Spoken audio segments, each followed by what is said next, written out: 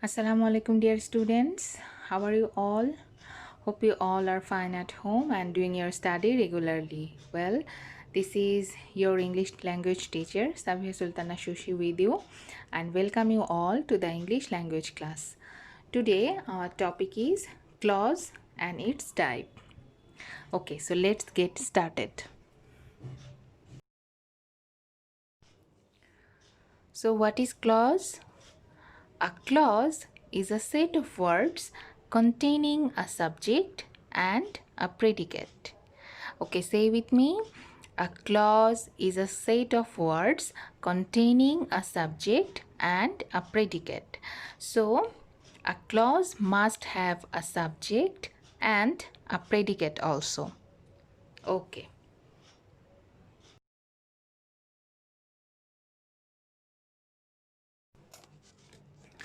Now, look at the examples of clause. You already know that a clause must contain a subject and a predicate, right?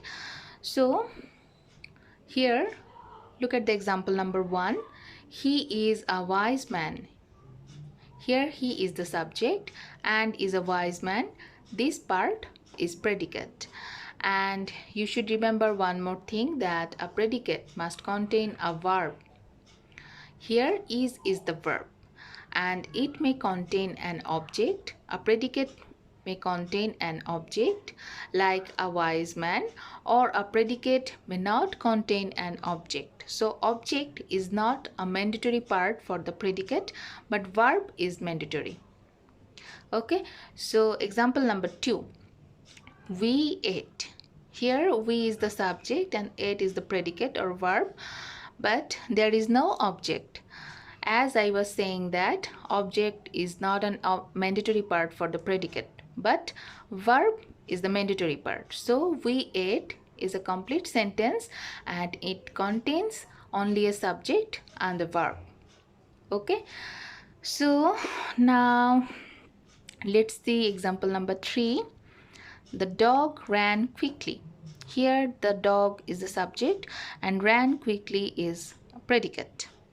Here ran is a verb and quickly is an object. So here in this example, there is a subject, verb and object.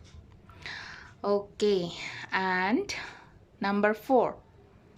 Wherever you want. Wherever you want. It seems incomplete, right? Yes, it is incomplete, but it is a clause because it contains a subject and a predicate. Here you is the subject and want is the predicate or verb. So it's a clause also. So a clause may be. So a clause can be complete or independent, like example number 1, 2 and 3. Or a clause may be, or a clause can be dependent or incomplete, like example number 4. That means it needs another clause to complete its full meaning. Okay, so these are the examples of clause. Every complete sentence has at least one clause, and many sentences have 2 or more clauses. For example, I never miss dance class. Here in this sentence we have only one clause. And I never miss dance class because I love to dance. Here in this sentence we have 2 clauses. Clause number 1, I never miss dance class, and clause number 2, because I love to dance. Okay, these 2 clauses. And notice one thing, that I never miss dance class. This clause number 1 is complete in its meaning. So this is an independent clause. On the other hand, because I love to dance, clause number 2 is incomplete without the help of independent clause. So this clause is called dependent clause.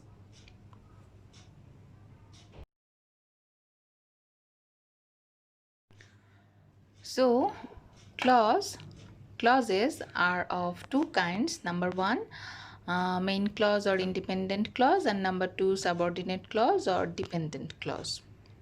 And main clause or independent clause can stand alone and expresses complete thought. On the other hand, subordinate clause depends on the main clause and cannot stand alone. Okay, so these are the two types of clause, and in the next class we will learn about these two types of clause in detail. Okay, so what have we learned today? We have learned about clause. So what is clause? Okay, clause is a set of words containing a subject and a predicate. And what are the two types of clause? Main clause or independent clause, and number two, subordinate clause or dependent clause.